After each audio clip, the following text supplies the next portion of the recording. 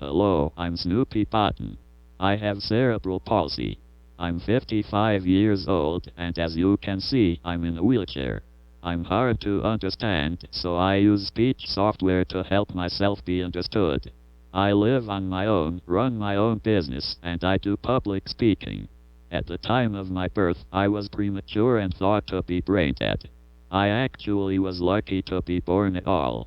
When my mother was 11 weeks along, her parents discovered she was pregnant and dragged her off to get an abortion. Back in 1964, abortions were not performed past the 10th week. After I was born, I was placed in a foster home, actually several of them. Under the table, the social worker instructed each family to starve me to death because there were no expectations for me at all. When I was 6 months old, a foster family decided to keep me.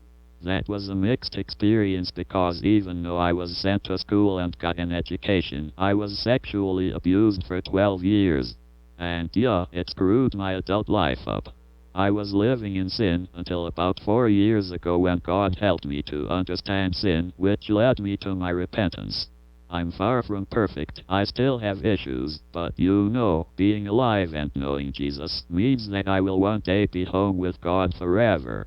In this time with this coronavirus and everything, you might be thinking about having an abortion, especially when life seems like it has no value these days.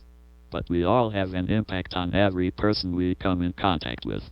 I want you to think of any person that has helped you the most and means a lot to you. Now, think about where you would be if you have never met that person. And I'm sure you had an impact on someone. What if you were not around? Well, that life inside you has the chance to impact the world. Every single person that child comes in contact with will have an impact. But what if you choose to abort?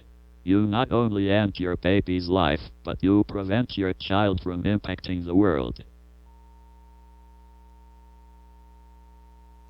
I know what you might be thinking.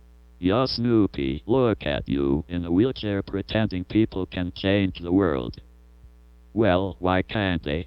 I program speech software to sing, so people like me who can't talk can still sing. You can find out more about me on YouTube. I'm known worldwide among the disabled community. Now remember, I was thought to be brain dead at birth. So when a doctor says your baby will be disabled and won't be able to do anything, they don't know. They don't know. So don't abort your child because of lack of hope or lack of expectations. If you have high expectations for your child, that child can do anything. I know it's a bad time right now. We all have to stay apart from each other. But on the internet we can do conferences, webinars, and stay close that way.